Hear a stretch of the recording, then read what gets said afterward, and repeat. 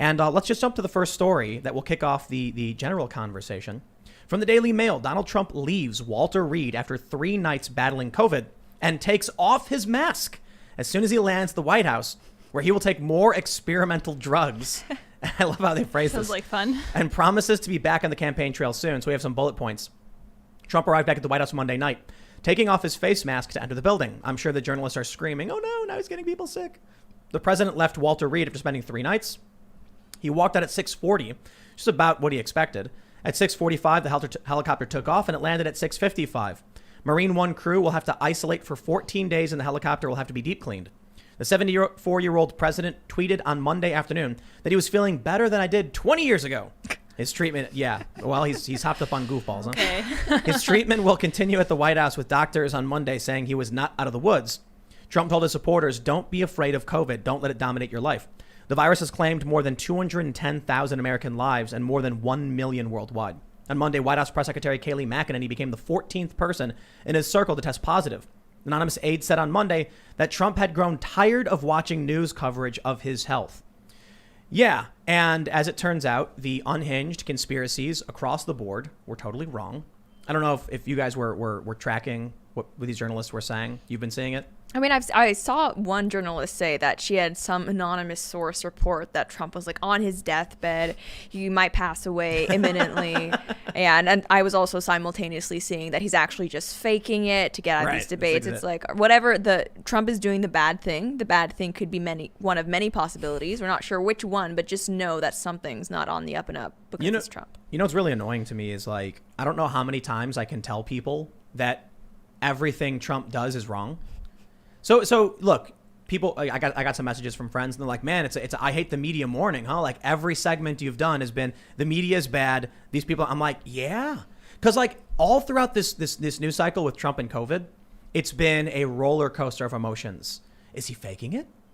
Whatever he's doing, it's wrong. Mm-hmm. Okay, so he's faking it. What a jerk. Then they took pictures of him working and they're like, the pictures are fake. It's like, okay, like even the pictures he took are bad. Yeah. Everything is bad. I saw Yahoo News speculating that they were trying to make it look like Trump was working over several days because he was wearing different clothes and in different locations. It's like the man takes off his suit jacket and then goes to a different room. And it's this big conspiracy where he's apparently trying to make it look like, what are you talking about? So that was one of my favorite conspiracies because I actually had these resistance people tweet at me and then delete their tweets. This is funny. So this one was, there's a photo of Trump. He's wearing his suit jacket. No tie, though. And he's like signing a paper. The first conspiracy theory, the paper was blank. No, it's just called blown out. When the light is trying to adjust for like a lower light area and you have a white reflection, it blows out the image. You can't see anything on it. So they thought it was blank. There are literally photos of Obama doing the same thing. So that was the first conspiracy, which they still are pushing. How insane. The next was the EXIF data. That's right. When you take a picture, all right, and then publish it, there's a bunch of information stored on that image, like what kind of camera it was there a flash, where and when the photo was taken. The only issue with this conspiracy, I love it so much, is that there's also a caption that says Donald Trump as seen at the White House after being diagnosed, or seen at Walter Reed after being diagnosed with COVID. And so they're all saying like these two photos are taken 10 minutes apart. And I'm like, but there's a caption in it, meaning someone ran it through a rendering program and created a new file. Yeah. And so I tried explaining to people that the reason the date is 10 minutes off is probably because the photographer loaded a bunch of raw files into a program and then added the captions and then compressed them down, creating new files. And so after saying that, it's a very simple explanation. I actually had someone say, "No, you are wrong. All that would do is change the modification date. So it would say date modified, not date created." Or at the EXIF date, EXIF data is not date created because it's specifically about the camera and when the camera, and I'm just like, dude, do these people really think that the Associated Press photographer is in on it? Yeah, like had a meeting with Trump and they were like, oh, yeah. So Trump was like, "We're going to stage this to make it look like I'm working," and the photographer was like, "I'm the journalist who's in on the conspiracy." So are journalists good guys or enemies of the people? Okay, are they working with Trump, a fascist dictator, to make him look good, or did they just render a new file that has improper data? Right. Or like that's It's just conspiracy world, and they're allowed to do it. Well, what I find so hypocritical about all this is, like, we remember during the 2016 election, there was all this speculation over Hillary's health. And we were told that is just, it's because of actually sexism and just conspiracy theories. And never mind that, but I mean, Biden, a lot of people do believe he has cognitive decline, right? But we're, like, the media never talks about it, doesn't report on it. But all of a sudden, Trump essentially, gets the flu and, like, nonstop for the past 70 some hours. I remember I was looking for a story to talk about, and I did not want to talk about Trump having COVID because what am I supposed to do with that? But yeah, there was nothing else because this completely consumed everybody. They're gonna get us for this one because COVID is not the flu. But they're gonna clip it. They're gonna clip it, and they're gonna be like, Lauren Chen is pushing. I'm not even. These people are nuts. Yeah. So Trump got COVID. The survival rate for, I think, people in his bracket is like 70. I'm sorry, he's 74, so it's like 95%. Yeah, and it's actually like pretty scary, but it's because he's obese and he's older. But and I don't think his diet is that great. Yeah, he eats at McDonald's all the time. Wasn't he saying something like, wasn't he eating McDonald's recently? Or was that a joke? Someone was joking about like McDonald's is going to make him strong and like get him through this. He loves fast food. So I know somebody who used to cover his campaigns for a while, and they would fly on the plane with him and everything. And they said he's always eating fast food. They also said he was a really nice guy. Like he would like offer people like, if you want anything. Yeah, man. But that he's a germaphobe. So that this is the craziest thing. They used to say, I remember covering Trump's campaign back in 2015 and 16. They were like, the dude's totally germophobic. He was always wiping his hands off, and he doesn't like touching things. And the only reason he eats fast food and he doesn't like going to other places is because they have uniform standards. Interesting. So he's like, the food is all manufactured in a factory. So he's not worried about like tainted meat and stuff like that for the most part. So it's like, I know I'm getting the same standard at every place, but if you go to a small restaurant, you can get food poisoning or something. Yeah. To hear so I know journalists who are like, yeah, Trump is like a germaphobe. And then to hear them complain about him not wearing a mask, I'm like, that's kind of weird to me because the dude is like germophobic, older guy. He's like always wiping his hands down and stuff. And I think the issue with the mask is just like, it's to stop other people from getting sick. So I wonder if like Trump was just like, I don't care, whatever, But then Trump gets sick, and then all of a sudden the conspiracies erupt. Yeah, I mean, like to the comment about fast food places having standards. I mean, I'm sure there a lot of people watching can testify to the fact that places like Taco Bell being a chain and having supposedly universal standards not necessarily protection against fast food. Hey, Taco Bell's all right. No, I like it. I think it's worth it. You roll the dice. What happens. It's still good food. Meant to be. Yeah. You could get a bowel obstruction, or you could clear yourself out, one or the other, depending on what you get. We never know. Did anyone ever figure out what Trump's secret cocktail of medicine was? I love how they're like experimental drugs. Yeah, what is he taking? Stem cells? Maybe he really does feel 20 years No, younger. yeah, just inject the baby fetuses right into him. Look, Trump's fine. It's ridiculous because even though COVID, it's worse than the flu and it's a serious thing. The main issue that needs to be clarified with COVID is that as a novel virus, we didn't know how to treat it. Mm-hmm. We're actually at the point now where we do know. And one of the interesting things about all this is that they were like, why are they giving Trump this medicine or that medicine? And then there were actual people saying like, it's because we changed how we're treating it. It's been 7 months or whatever. We've changed our course of treatment. Like they're not doing intubation anymore. Right, I those guess. were damaging people, right? Those it was ventilators? right. Yeah. And so now they're just like supplemental oxygen, not ventilated, and you give him these medications, and Trump is fine. It's a couple days. Are they still doing the plasma treatments for people who have it more serious? I think so. I don't know, but that's cool. Convalescent Yeah, that is plasma. cool. Yeah, It's exactly. really cool. Yeah, I was reading about that. We talked about that with somebody. I can't remember who it was. I think so. Where it's like they take your blood out and then they run it along like this membrane, like put oxygen in it. Yeah. That's crazy. Yeah, Weinstein was saying that it might have been damaging the hemoglobin in the cells. This is The virus itself? Yeah. Yes, And that's it's why something they weren't able, the cells weren't able to transfer oxygen. It wasn't that you needed more air in your lungs because the cells themselves were Right. having a hard Right. time. Yeah. Mitochondria is the powerhouse of the That's cell. pretty much is what I my know. my biology. Yeah. That's You true. nailed I it. That's remember. exactly it. That Yeah. explains everything.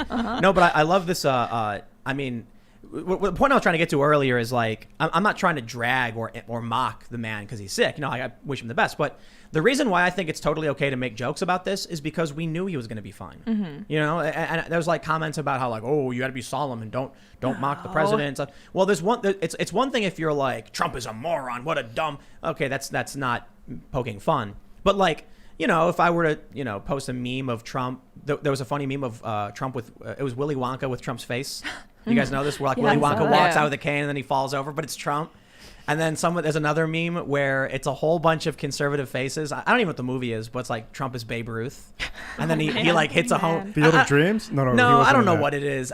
He's not Babe Ruth, but he's playing baseball. And then the ball is the coronavirus. And they throw it and then Trump hits it. And it's like, how they do the deep fake thing? Yeah. That's going viral? Yeah, it was like Trump's face, and then you had a bunch of conservatives on the fans I've also cheering. seen the redub of the WWE thing with him like beating Yes. they've done the Oh my CNN goodness. version, but now there's the coronavirus version where it's just like the guy's head is actually just the coronavirus. This is so good for him, wailing I him. think. I think so. So, yeah. Yeah, because it was only 3 days. So Yeah. the worrying thing is that, Kayleigh McEnany today reported that she was asymptomatic, but she tested positive. And Trump definitely needs her because she is like the fake news buster. I imagine love her. I'm a huge fan. She got the binder with Yeah. all that's Oh, amazing. yeah. I'm just imagining her as like, putting on the Ghostbuster jumpsuit and like to all the journalists and like, Yes. Yeah. yeah, but she's going to be in somewhat inhibited now because she's got a quarantine.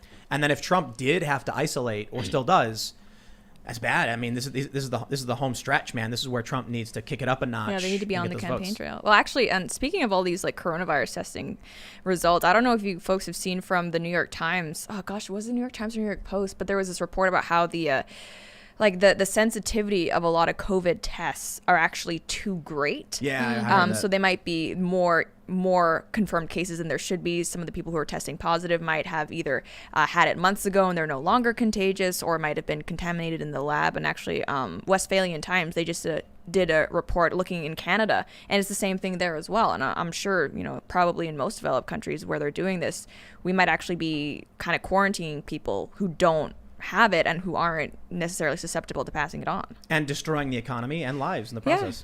Yeah, There were a really bunch sad. there were a bunch of stories recently where they like reduced the number and they're like, oops, 200 of those were wrong, and then like just got rid of them. There was one. I want to be really careful with numbers because we don't have the sources pulled up, and I definitely got to be careful there.